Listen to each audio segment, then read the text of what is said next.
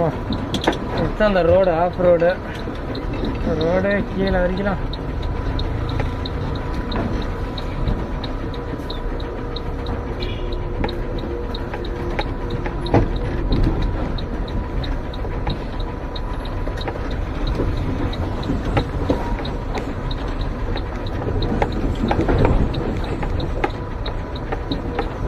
Friends, ரோட்டை பார்த்துக்கோங்க. தான் ரோடு ஆஃப் ரோடு.